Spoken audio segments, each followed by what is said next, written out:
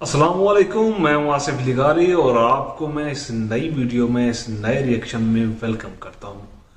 आज की वीडियो जो है उस पे बहुत ही ज़्यादा चर्चा हो रही है, उस पे बहुत ही ज़्यादा बात हो रही है और वो एक कंट्रोवर्शियल चीज़ बन चुकी है। जी हाँ, मैं बात कर रहा हूँ, आपने थंबनेल देख लिया होगा, द केरला स्टोरी। ये एक फिल्म रिलीज हुई है जो एक बहुत बड़े प्रोपेगेंडे पे उसकी बेस है। उसको मुसलमानों के खिलाफ बनाया गया है और ये एक बहुत बड़ा स्कैंडल बनाकर लोगों के सामने पेश किया गया है। इसकी छोटी बहुत मिलती जुलती स्टोरी बेशक है, लेकिन एक मुस्लिम होने के नाते, एक मुसलमान होने के नाते मैं आपको यकीन दिलाता हूं कि इस्लाम किसी भी जोर जबरदस्ती का दीन नहीं है। इसमें किसी को बाय फोर्स मुस्लिम नहीं किया जाता। ये मैं अपने बिहाफ पे और पूरी मुस्लिम उम्मा की तरफ से कह रहा हूं। इसमें किसी भी तौर पर किसी गैर मुस्लिम को इसीलिए नहीं मारा जाता, इसीलिए नहीं उसको कुछ कहा जाता कि वो इस्लाम कबूल करे। इस्लाम एक मोहब्बत का, प्यार का और एक इंसानों से मोहब्बत करने वाला दीन है। और हमारे दीन में कहा गया है कि किसी को अगर बेहक मारा गया, नाहक मारा गया, तो उसके बदले में अल्लाह पाक सब इंसानों को, अगर पूरी कायनात भी इस अमल में शामिल थी, तो उसको अल्लाह पाक दोज़ख में डाल देंगे अगर किसी नाहक बंदे को खून किया गया। तो ये बात केरला स्टोरी में कहा गया है कि इसको बहुत बड़ा स्कैंडल बना के केरला में बहुत सी लड़कियों को बाय फोर्स गैर मुस्लिम को मुस्लिम किया जाता है और उनको फिर एक तंजीम है जो कालादम तंजीम है उसमें भेजा जाता है। तो आज की हम जो चर्चा करेंगे, जो बात करेंगे, वो करेंगे द केरला स्टोरी पे और इसका उन्वान है द केरला स्टोरी ट्रू और फेक। ये ध्रुव राठी साहब की एक वीडियो है, उस पर हम रिएक्शन देंगे। अगर आपको ये वीडियो अच्छी लगती है तो ओरिजिनल वीडियो देखने के लिए लिंक में जो है वो आपको डिस्क्रिप्शन में मिल जाएगा। वहां पे जाके आप क्लिक करें और इस ओरिजिनल वीडियो को देखें। इस वीडियो का पूरा क्रेडिट ध्रुव राठी साहब के चैनल को जाता है। आप जाएं, उनके चैनल को सब्सक्राइब करें और वीडियो देखें। लेकिन अभी हम लगा लेते हैं अपना हैंड फ्री और वीडियो को करते हैं जी हम स्टार्ट। नमस्कार दोस्तों, हाल ही में एक फिल्म रिलीज हुई द केरला स्टोरी नाम से, जिस पर बड़ी चर्चा हो रही है। इस फिल्म में दिखाया गया है कि कैसे केरला में एक खुफिया खेल खेला जा रहा है बेगुनाह औरतों को इस्लाम में जबरदस्ती कन्वर्ट करने का, और हालांकि ऐसा नहीं है, भेजा जा रहा है। इस फिल्म के और फिल्म डायरेक्टर के अनुसार करीब 32,000 लड़कियों के साथ ऐसा किया गया है, जो कि आज के दिन सीरिया और यमन के रेगिस्तान में दफन है। क्या है इसके पीछे की असली कहानी और इस चीज में कितनी सच्चाई है, आइए जानने की कोशिश करते हैं आज के इस वीडियो में। केरला स्टोरी। ये ले जी, इतनी कंट्रोवर्शियल ये बात कि मोदी साहब भी इस पे चर्चा कर रहे हैं, इस पे बात कर रहे हैं। आज से करीब 100 साल पहले जर्मनी के तानाशाह एडोल्फ हिटलर ने अपनी एक किताब लिखी थी माइन काम्फ नाम से। इस किताब में इसने बताया था एक प्रोपेगेंडा के बारे में जिसका नाम था बिग लाई। हिटलर का कहना था लोगों को बहकाने के लिए इतना बड़ा झूठ बोलो, इतना बड़ा झूठ बोलो, इतना बड़ा झूठ बोलो, यही तो सच है। थोड़ी बोल सकता है, कोई ये बात कह रहा है तो कुछ तो सच्चाई होगी इस बात में। जब झूठ इतना बड़ा हो, इतने कॉन्फिडेंस के साथ बोला जाए, तो कुछ लोग उसे सच मान बैठते हैं। लोगों को लगता है यार कोई इतना बड़ा झूठा थोड़ी हो सकता है। इस टेक्निक के एडिशन में एक दूसरी प्रोपेगेंडा टेक्निक बताई थी हिटलर के प्रोपेगेंडा मिनिस्टर जोसेफ गोबल्स ने। गोबल्स ने कहा कि रेपिटेशन भी यहाँ पर बहुत जरूरी है। बिल्कुल, बड़े झूठ को बार बार दोहराते रहो, मुख्तलिफ जगहों पे, टेलीविजन में भी दे दो, अखबार में भी दे दो, चार अलग-अलग जो भी उस टाइम वहाँ के ऐसा करने से लोग और कन्विंस हो जाते हैं। फिर एक तीसरी टेक्निक बताई जाती है हाफ ट्रूथ की, बीच बीच में अपनी थोड़ा सच भी घोल दो। क्योंकि क्या है ना, कुछ लोग आज के दिन बिग लायर्स को बड़ी आसानी से पहचान लेते हैं। जब कोई कहता है कि अरे यार कोई इतना बड़ा झूठ थोड़ी ना बोलेगा, लोग कहते हैं भाई तुझे पता नहीं है कितना बड़ा फेंकू है, ये इतनी लंबी फेंकता है जितनी दूर नीरज चोपड़ा का जैवलिन भी नहीं जाएगा। तो जो लोग इन बड़े झूठ से मुबारकबाद हो इंडिया को जी, उसने बड़ा जैवलिन फेंका मैं है। क्यों बताने लग रहा हूँ आपको ये सारी प्रोपेगेंडा टेक्निक्स, क्योंकि आज आप इस वीडियो में देखोगे कि कैसे इन तीनों टेक्निक्स का इस्तेमाल किया गया है लोगों को बहकाने के लिए। द केरला स्टोरी फिल्म के डायरेक्टर सुदीप्तो सेन से पूछा गया कि ये फिल्म कौन सी सच्ची घटनाओं से इंस्पायर्ड है। उन्होंने कई चीजें कही यहाँ पर। पहला इन्होंने कहा साल 2010 में केरला के जो फॉर्मर चीफ मिनिस्टर थे ओमन चांडी, उन्होंने एक स्टेटमेंट दी थी केरला की असेंबली में। आप इस स्टेटमेंट को गूगल कर सकते हो और कुछ एक इंडिया टुडे की रिपोर्ट सामने आती है। 2500 औरतें, इस्लाम, केरला, ओमन चांडी, बात तो सही है। फिर कहा गया कि एक और former chief minister of Kerala VS Achuthanandan ने एक समय पर कहा था कि केरला अगले 20 सालों में इस्लामिक स्टेट बनने वाला है। आप इस चीज को गूगल पे सर्च करते हो और आपको यूट्यूब या ट्विटर पे वीडियो दिखता है तो लगता है यार हाँ ये बात भी सही है। फिर फिल्म के टीजर में दिखाया जाता है एक लड़की कहती है कि मैं फातिमा हूँ और मैं अफगानिस्तान की जेल में हूँ। आप इस चीज को गूगल पे सर्च करते हो और द हिंदू का एक न्यूज आर्टिकल दिखता है, फातिमा, अफगानिस्तान की जेल, इस्लामिक स्टेट। ये चीज भी सही है। यही सारी चीजें दोस्तों एक बढ़िया एग्जांपल है हाफ ट्रूथ का। ज्यादातर लोग ऊपर से हेडलाइंस पढ़ लेते हैं लेकिन डिटेल में बीच में नहीं जाते, डिटेल में नहीं जाते, डीप नहीं जाते। 2012 का ये इंडिया टुडे का आर्टिकल। केरला के फॉर्मर चीफ मिनिस्टर ओमन चांडी इन्फॉर्म करते हैं स्टेट लेजिस्लेचर को कि साल 2006 से 2012 के बीच में 2667 औरतों ने इस्लाम में कन्वर्ट किया। 6 सालों में करीब 2500 औरतों ने। लेकिन बात नोट करने वाली ये है कि क्या उन्होंने कभी भी फोर्स्ड कन्वर्जन शब्द का इस्तेमाल किया। उन्होंने कहा कि हम अपनी स्टेट में कोई फोर्स्ड कन्वर्जन नहीं होने देंगे और ना ही हम मुसलमानों के खिलाफ हेट कैंपेन टॉलरेट करेंगे लव जिहाद के नाम पर। क्या यहाँ पर कहीं भी मेंशन किया गया कि कोई भी कन्वर्टेड औरत आईसिस को जाकर ज्वाइन कर रही है? बिल्कुल नहीं। दूसरी साइटेशन देखते हैं, former chief minister VS Achuthanandan का इंटरव्यू। ये केरला के चीफ मिनिस्टर रहे थे 2006 से लेकर 2011 के बीच में। जो वीडियो फैलाया जा रहा है उनका पुराने वाला, इसे सनशाइन पिक्चर्स ने अपलोड किया था, सेम कंपनी जिसने फिल्म बनाई है। सबसे पहली चीज तो इन्होंने इंग्लिश सबटाइटल्स के साथ छेड़छाड़ करी। जो शब्द उनके द्वारा बोले जा रहे हैं और जो सबटाइटल्स यहाँ लिखे जा रहे हैं वो सही नहीं है। दूसरी चीज, यहाँ पर वीएस अच्युतानंदन एक्चुअली में पीएफआई को स्ट्रांगली क्रिटिसाइज कर रहे थे, ये कहते हुए कि वो और धर्मों के यूथ को इन्फ्लुएंस करने की कोशिश कर रहे हैं, जबरदस्ती पैसे देकर उनकी मुसलमान औरतों से शादी कराकर। यहाँ पर भी आईसिस का कोई मेंशन नहीं है। दूसरी चीज, स्टेटमेंट को दिए हुए 13 साल हो चुके हैं। केरला आज भी उतना ही सेफ सेक्युलर स्टेट है जितना 13 साल पहले था। अब अगले आर्टिकल को देखते हैं, जून 2021 का आर्टिकल। यह आर्टिकल बात करता है 4 केरला की औरतों के बारे में जो अपने हस्बैंड्स के साथ अफगानिस्तान गई Islamic state of Khorasan province join करने 2016 से 18 के बीच में। इनके हस्बैंड्स अलग अलग हमलों में मारे गए। इनके नाम है निमिशा आलियास फातिमा ईसा, Sonia Sebastian आलियास Ayesha, marine Jacob आलियास Maryam और रफीला। अगर हम एनआईए की 2016 की लिस्ट देखें of 20 most wanted Indians in Islamic states तो इन 4 औरतों के नाम यहां भी दिखते हैं। इनके अलावा 2 और औरतें हैं, अजमाला और शमासिया। इन दोनों के हस्बैंड्स कजन्स थे और इन 6 औरतों के हस्बैंड्स यहां आप फोटो में देख सकते हैं। इन 6 औरतों में से 3 ऑलरेडी मुस्लिम थी, 2 ने कन्वर्ट किया क्रिश्चियनिटी से इस्लाम में और 1 ने कन्वर्ट किया हिंदुइज्म से इस्लाम। तो सिर्फ एक ही औरत यहाँ पर ओरिजिनली हिंदू थी जिसका नाम था निमिशा नायर। क्या निमिशा नायर को यहाँ पर एक मुसलमान आदमी ने लव जिहाद के शिकार में फंसा दिया? इसका जवाब जानने के लिए हम देखते हैं निमिशा के हस्बैंड कौन है। ईजा एक ऐसा बंदा है जो खुद क्रिश्चियनिटी से कन्वर्ट किया था इस्लाम में। उसका पुराना नाम था बेक्सन विंसेंट। बेक्सन का भाई बेस्टिन भी कन्वर्ट किया था क्रिश्चियनिटी से इस्लाम में और वो भी एक और इन 4 में से एक और औरत का हस्बैंड था। तो दोनों भाई और उनकी दोनों बीवियां सारे कन्वर्ट्स, सारे ब्रेन वॉश्ड। हाल ही में इंडियन सरकार ने इन 4 औरतों को वापस इंडिया आने से रिजेक्ट कर दिया था। इनमें से 3 video interviews Nimisha, Sonia Sebastian और रफीला के आप YouTube पर ऑनलाइन देख सकते हो, YouTube channel straight news global पर। 2020 में इन्होंने इंटरव्यू दिया था और वहां आप असली में देख सकते हो कि औरतें दिखने में कैसी थी, बात करने में कैसी थी और कैसा इनका बिहेवियर था। When there was a Khilafah, when I was a Mahmud, I was happy at that time. So I can never say that Khilafah was wrong or it was wrong. That I can't say that because I had a comfortable life there. इस video को देखने के बाद कोई भी देख सकता है कि औरतें अभी भी कितनी ब्रेन वॉश्ड और रेडिकलाइज्ड हैं। लेकिन द केरला स्टोरी फिल्म की जो मेन कैरेक्टर है कॉन्स्टेंटली वो सिंपैथी इवोक करने की कोशिश करती हैं। फिल्म में जितना बेचारा और इनोसेंट करके दिखाया गया है इन औरतों को, ये इनोसेंस असल जिंदगी के वीडियोस में शायद ही झलकती है।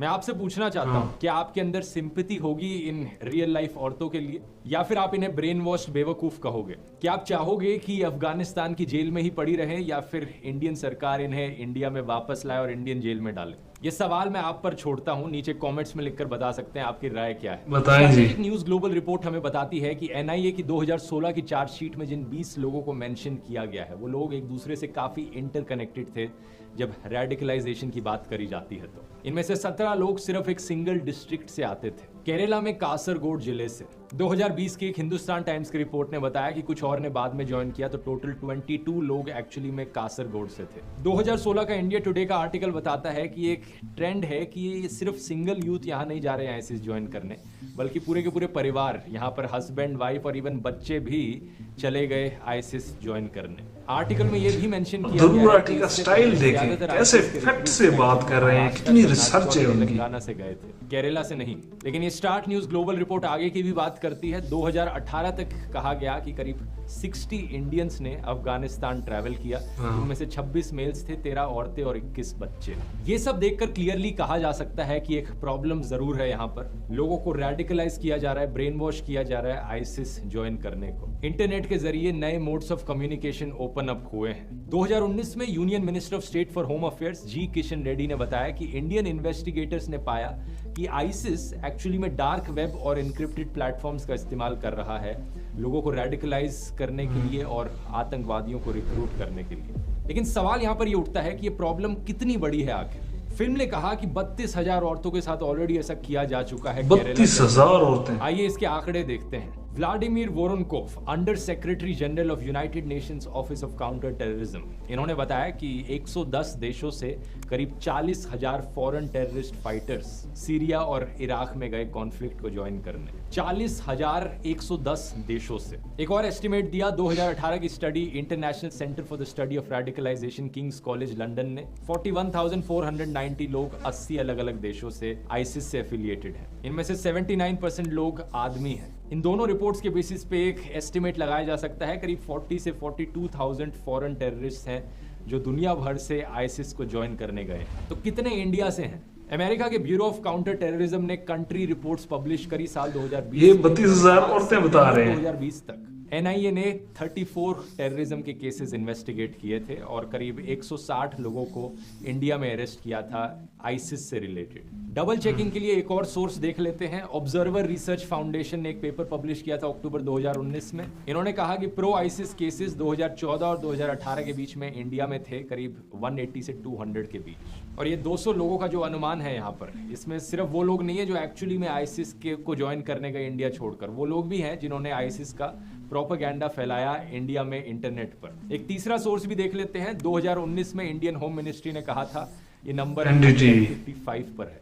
अगला सवाल ये कि ये तो ओवरऑल इंडिया के केसेस हुए, केरला में कितने केसेस हैं? तो ये जो 180-200 केसेस का नंबर है, इसमें से 40 केसेस केरला के बताए जाते हैं। तो 200 इंडिया में, 40 केरला में। लेकिन ये नंबर हमें ये नहीं बताता कि एक्चुअली में कितने लोग आईसिस ज्वाइन करने गए थे, क्योंकि इसमें और आईसिस एफिलिएटेड लोग भी हैं, प्रोपेगेंडा फैलाने वाले लोग भी इंक्लूडेड है। एक्चुअली में कितने लोग गए आईसिस को ज्वाइन करने इंडिया छोड़कर? यूएस की डिपार्टमेंट ऑफ स्टेट की रिपोर्ट ने बताया कि करीब 66 नॉन इंडियन ओरिजिन फाइटर्स थे जो आईसिस से एफिलिएटेड थे एज ऑफ नवंबर 2020। सही सुना आपने, सिर्फ 66। 2018 की स्टैट न्यूज ग्लोबल रिपोर्ट ने भी 60 का ही फिगर दिया था, तो ये नंबर उसके बड़े आसपास है। तो इस 60 के नंबर में से कितनी औरतें हैं?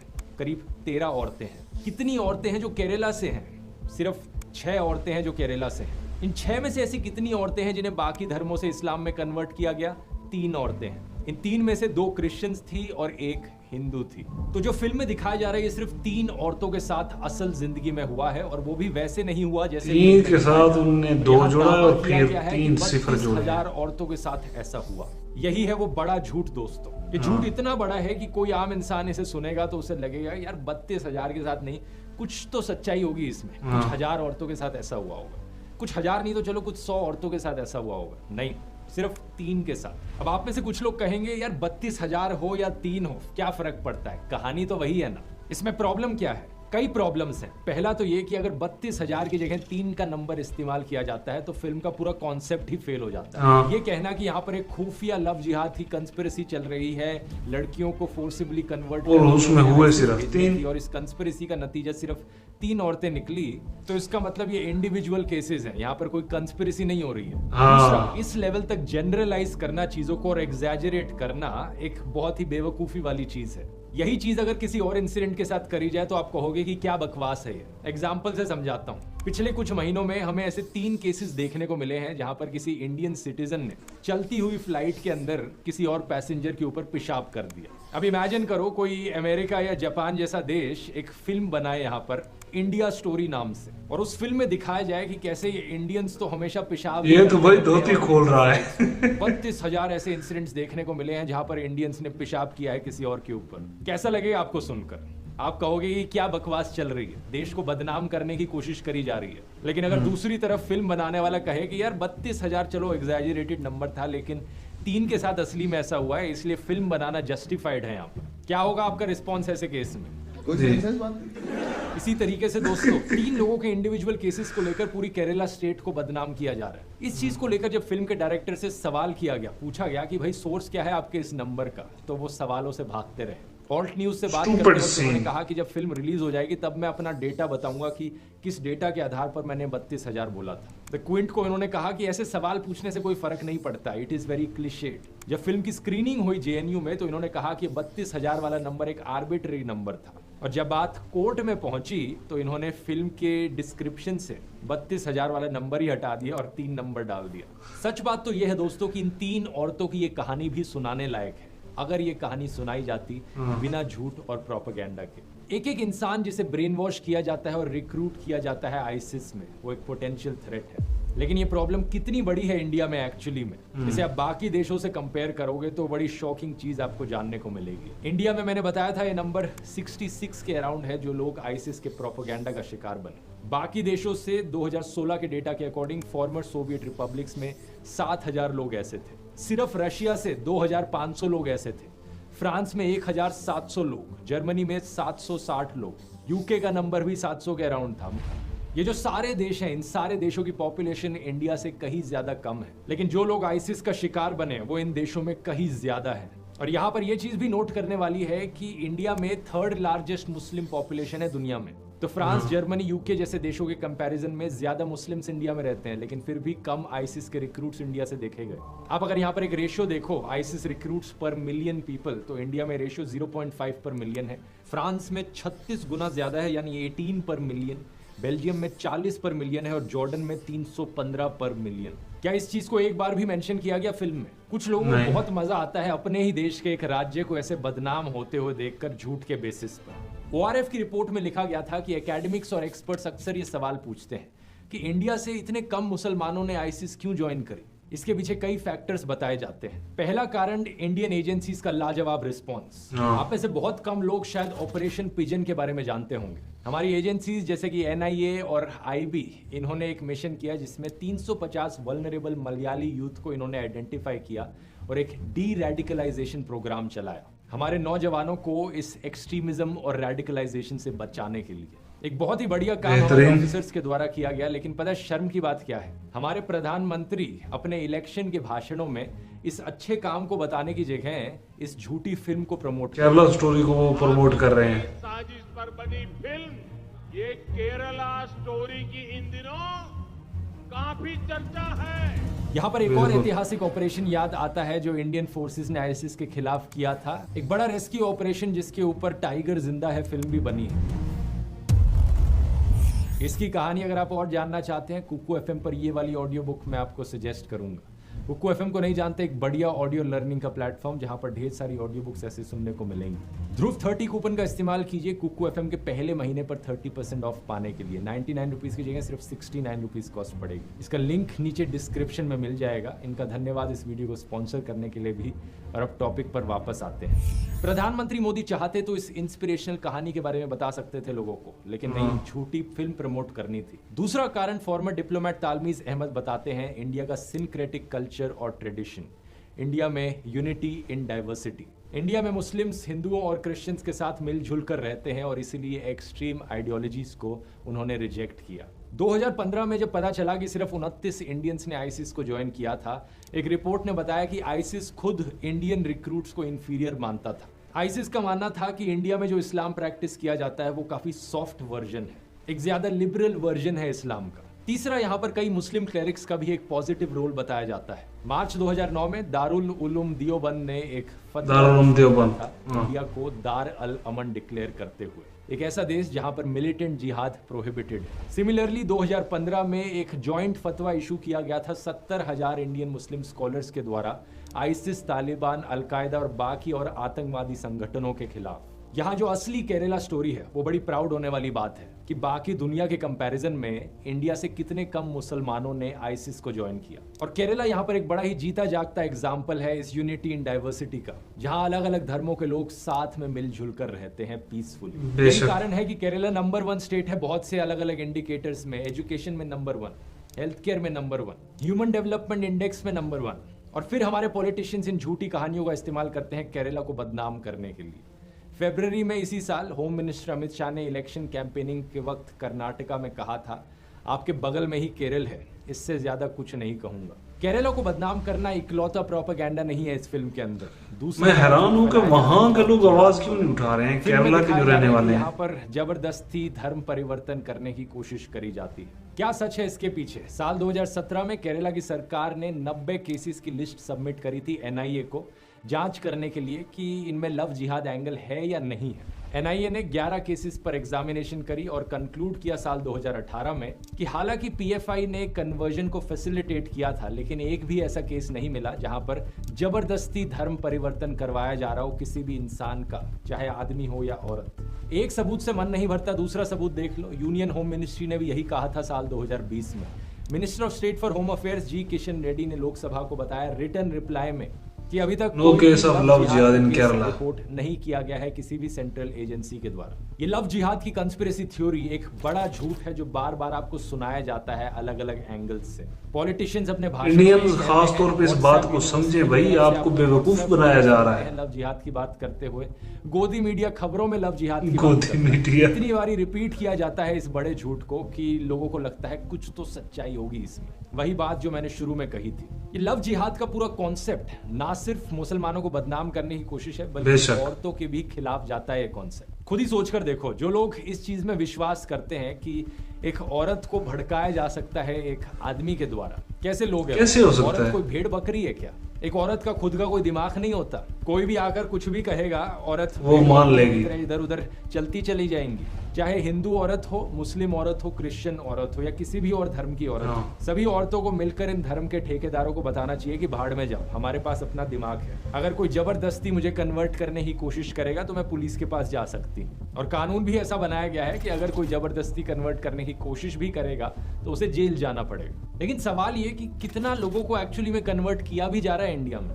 कभी कभार ऐसा होता है कि कोई क्रिश्चियन मिशनरी हुआ या ये घर वापसी वाले हो या कोई मुस्लिम क्लेरिक थोड़े ओवर एक्टिव हो जाते हैं अपने प्रवचन में और बैलेंस थोड़ा इधर से उधर हो जाता है। जैसे कि ये 2016 का न्यूज़ आर्टिकल देखिए जहां पर विश्व हिंदू परिषद के लीडर ने कहा कि इनकी ऑर्गेनाइजेशन ने 7.5 लाख लोगों को हिंदुइज्म में वापस रिकन्वर्ट किया 10 सालों के अंदर अंदर। लेकिन ये अलग अलग धर्मों के ठेकेदार अगर इंटरफेयर ना करें, लोग अपनी मर्जी से कन्वर्ट करना चाहे तो एक बड़ा बैलेंस देखने को मिलता है। अप्रैल 2021 की रिपोर्ट देखिए, 506 लोगों ने रजिस्टर किया कि वो अपना धर्म बदलना चाहते हैं केरला सरकार के सामने। इनमें से 47% लोग ऐसे थे जो क्रिश्चियनिटी या इस्लाम से हिंदुइज्म में कन्वर्ट किए। तो ऐसा नहीं है कि एक तरफ ज्यादा कन्वर्जन्स देखने को मिल रही। 2021 के प्यू रिसर्च सेंटर के सर्वे ने भी यही चीज बताई थी। 30,000 से ज्यादा लोगों पर सर्वे किया गया, पता लगा कि सिर्फ 0.7% लोगों ने हिंदुइज्म को छोड़ा था, दूसरा धर्म अपनाया था और 0.8% लोगों ने बाकी धर्मों को छोड़कर हिंदू में कन्वर्ट। यहाँ पर समझने वाली बात यह है कि सिर्फ कुछ पॉलिटिकल पावर के लिए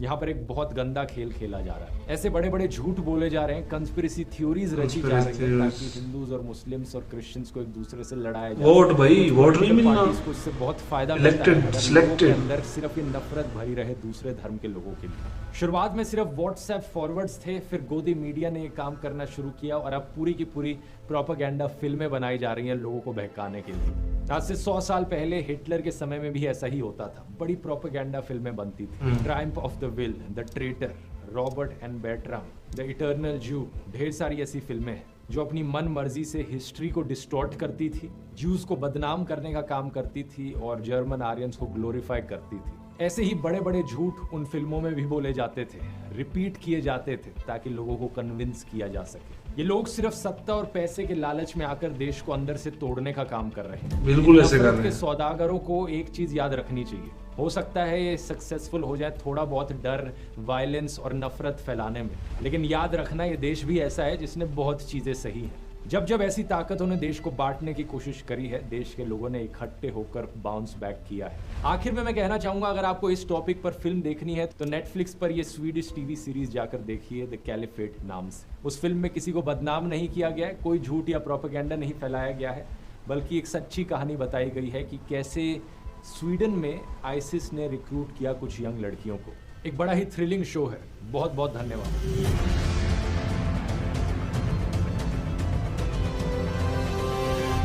ये इंडियंस को समझना होगा, खास तौर पे इंडियन को समझना होगा कि वो किसके हत्थे चढ़ गए हैं और किस तरह के ये लोग हैं कि एक अपने मुल्क को बदनाम करने पे मोदी साहब वहां के सबसे ज्यादा माने जाने वाले सियासतदान हैं और वो कर रहे हैं इस तरह की चीजें। उनके वो देखें, एक प्रधानमंत्री जब अपनी स्पीच देता है तो दुनिया उसे सुनती है और उसका एक एक लफ्ज ईमानदारी पे होता है।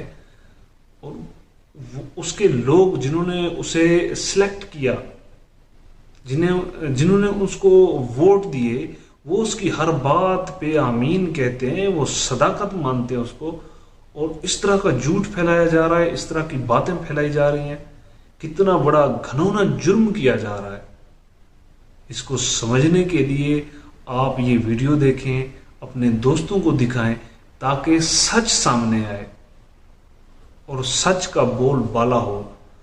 और ये मैं बिल्कुल इस चीज के खिलाफ हूं। किसी को आप कन्वर्ट नहीं कर सकते, पहली बात तो यही है।